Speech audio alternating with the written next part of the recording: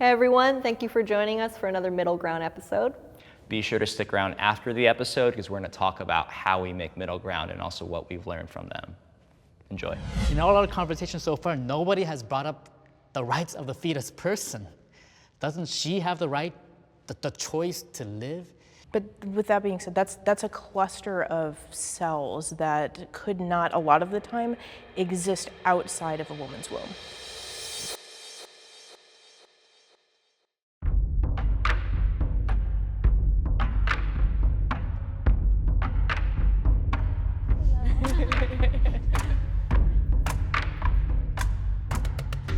Hi, my name is Jolene. I am a college student and I'm pro-life.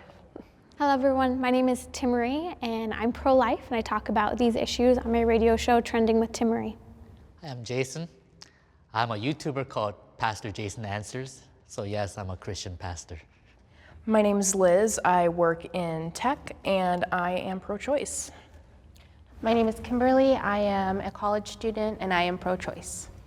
Hey guys, I'm Natalie. I'm a poet, teaching artist, and mental health advocate, and I am pro-choice. I know someone who's had an abortion.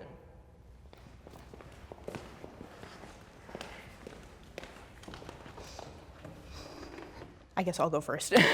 I have had two myself. The first one, I was not emotionally stable. I was not financially stable. I was about to get evicted from where I was living, and my family wouldn't, the list goes on and on. I was on drugs. It wasn't something that I would be able to do, nor I wanted to do. And recently, I had a miscarriage in which, because it was incomplete, I had to go in for AAD&C, which is instant abortion procedure. And at this point in my life, I want to have kids. And so, that experience as well was something that was equally as difficult for me as the first one that I had to go through voluntarily. I'm so sorry I went through that experience.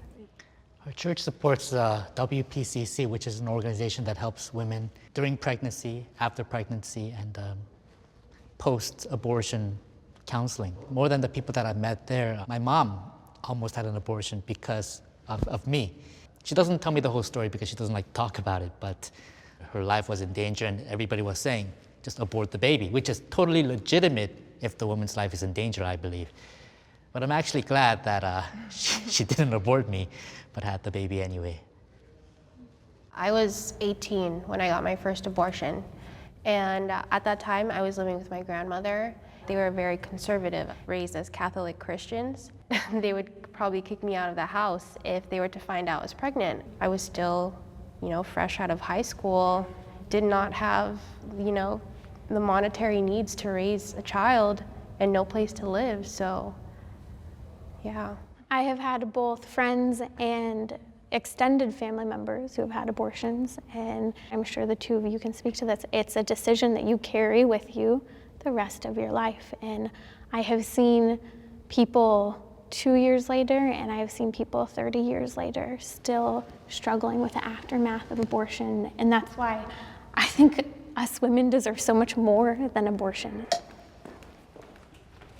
I know several people who have been on the line, wanting to, but I don't know anyone who actually went through with the process. I have two little brothers, and when my mom was pregnant with the youngest one, he was not planned, and he was, I guess you could say at that time, he was an unwanted child. Throughout her pregnancy, she just was thinking of how much of a burden this could be. If my mom did not believe that life begins at conception, then she probably would have gotten an abortion. But my baby brother, well, now he's a little older, he has impacted every single one of our lives in such a positive way that I just could not imagine him not being on this planet. And it really made me think that when life is born, life is beautiful, and life is so much more beautiful than there not being any life at all. I think that's sometimes true. There's so many other factors. People who don't have all of those things, right, who don't have a family, who don't maybe have a partner, who don't have stable housing. Is that going to be the right circumstance for that child? Is that going to be more damaging? Thinking about the quality of the life that you can provide because you are the caretaker of that being. And if you are not in a position to do that, that is the same as child abuse to me. And as sad as that is, because that's something we can't ignore, I still believe that that is a life, and it is just as valuable as someone who maybe growing up in a rich family and like have everything and have all these resources. I believe both those lives are equally valuable. See, I was just going to say, under what you're saying, it sounds like quality of life is what determines whether or not someone should live. And in that case, it's the poor people who are preyed upon to have abortions, and it's the poor people who then spend years struggling with post-abortion syndrome as well. And so with cutting off access to abortion, what solution is that going to provide to those low-income individuals, people who may not be able to have access to health care? There are crisis pregnancy centers across the nation waiting with the financial means to help women who are facing crisis pregnancy. The reality is when people choose to have their children and they ask for help, let's say family cuts them off, there are other people willing to give help if we ask. Have you had to receive these kind of benefits before? No, but I've worked with hundreds upon hundreds of women who have. So based on my own experience, I'm someone who previously, granted, I don't have children, but I had previously had to be on food stamps. I previously have received unemployment benefits. Pretty much anything that you can name. There was a point in my life where I had to be able to get that kind of assistance. And it's not as much money as you think. And a lot of these individuals are still struggling to be able to provide for not only their baby but themselves. And I think it's really unfair to put a woman and this now baby in that situation against their own will. Men should not be a part of the conversation.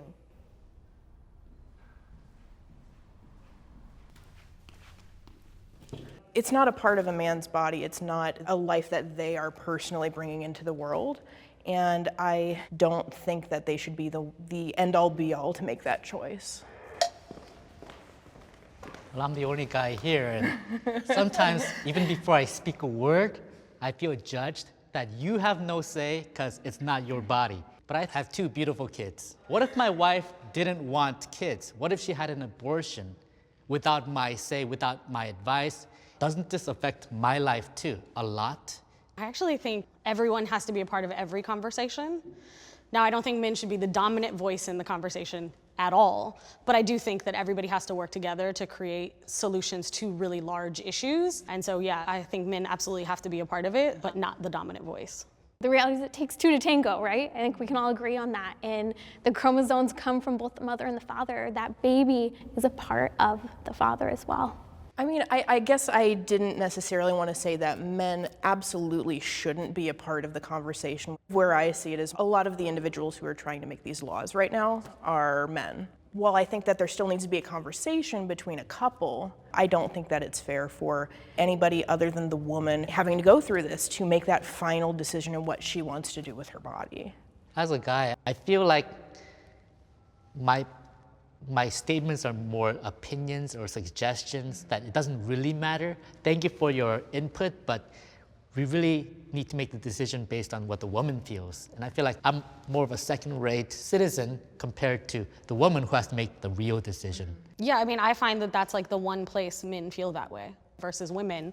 There's very many instances in our lives where we don't get the first say, and we don't get the last say either. We're asking people permission to do things with ourselves. And I think for me, that's what's really problematic. When it wasn't legal, people still got abortions and they just died in alleys. And so is that what we're okay with as a society because people don't have access and don't have choices? I'm not okay with that. I feel as if my rights are in danger.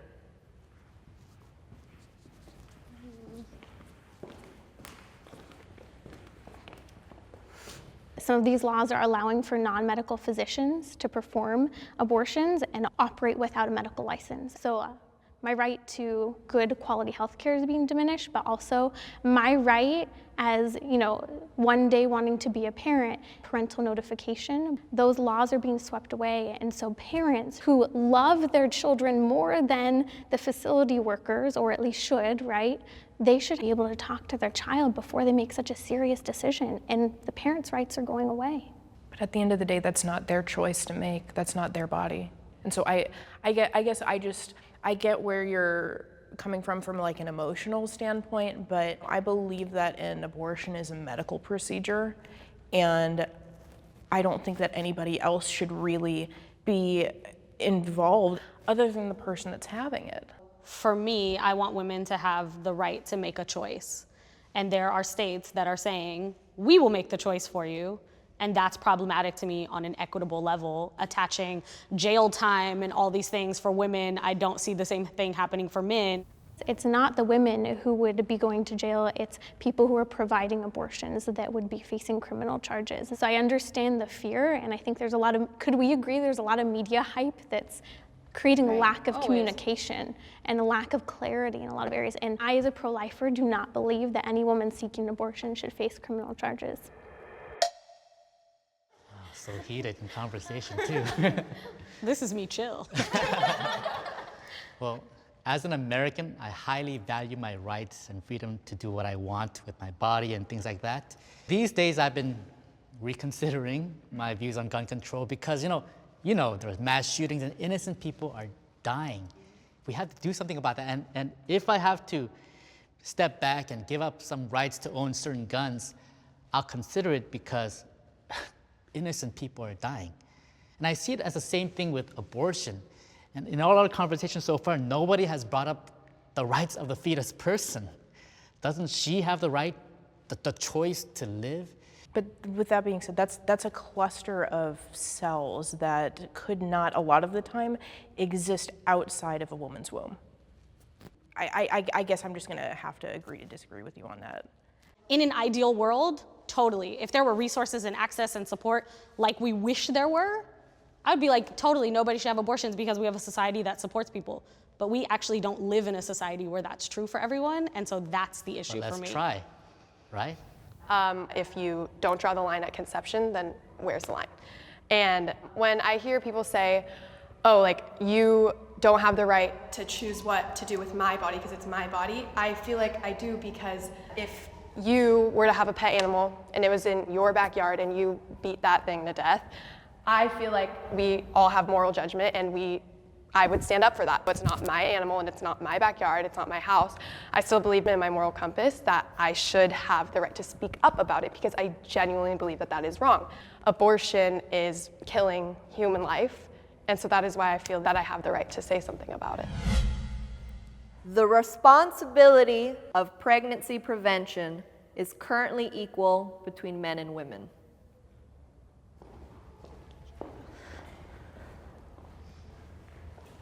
Other than in cases of rape or incest, I believe that pregnancy prevention is equal because we enter into sexual intimacy both willingly.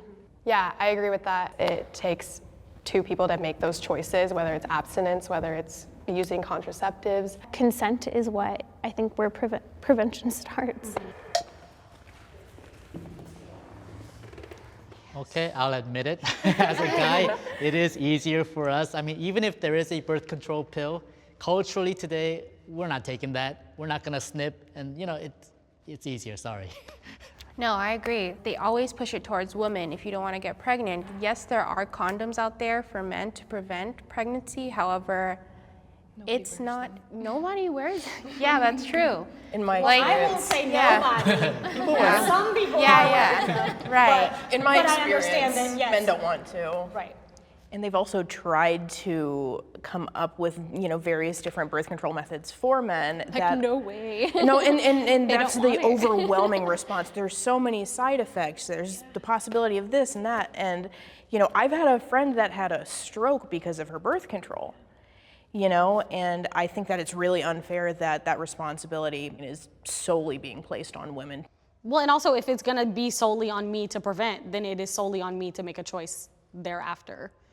Yeah, I agree with what you guys are saying, but these conversations need to be said before any action is done for both people to understand that they are both responsible for this. I agree with you. And one of the things that I always think about in the conversation of abortion is education, right?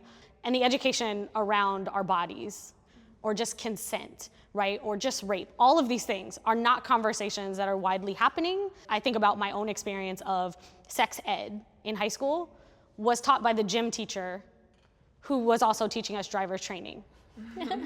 Little right? funding there. And so I think about what was the quality of the educational experience I got. And typically in my partnerships, I am the first person that my partner has encountered that is willing and able to have a conversation about sex, about birth control, about all of these things. So it's interesting that we're like, we should be having these conversations, but people don't have the emotional intelligence to be having these conversations or the emotional maturity, which is unfortunate, but it's the reality, right? And so it does leave the onus on the person who is gonna be most impacted, which in this case would be women. Someone from the other side sincerely tried to empathize with me. Yeah.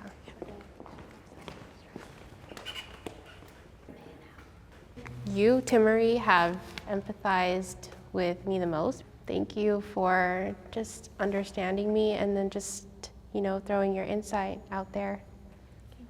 Yeah, Natalie, I really appreciated how you were able to understand each different situation and circumstance and be able to agree to disagree with everything that's being said. I think that this is how real conversations usually occur, and it shows people that we don't have to avoid a topic. And so thanks for listening and thanks for sharing. And I have to tell the two of you, I'm sorry on behalf of any person who's pro-life who has ever made you feel criminalized for having had an abortion. And I do not believe that anyone should face jail time for having had an abortion. I understand your circumstances, and I want you to know that. The dude.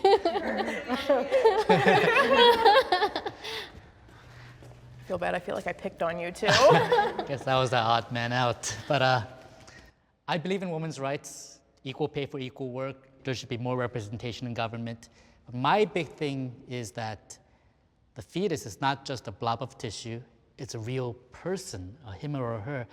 And maybe I didn't get that across for you to grasp that on my perspective. I hope that it didn't come across that we are not empathetic, because I know for sure I was really trying to listen to you and trying to find a commonality. I was actually like, oh, interesting. Okay, you think this and what and why?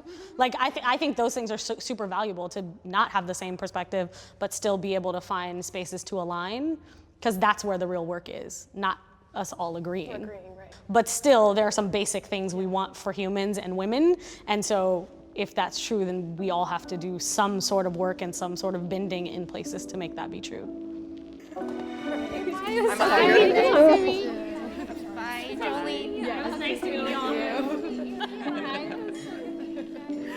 It's nice to meet you. Hey everybody, thank you for watching another episode of Middle Ground. My name is Erin and this is Dan, and we are both Jubilee directors. So you've directed a lot on Middle Ground.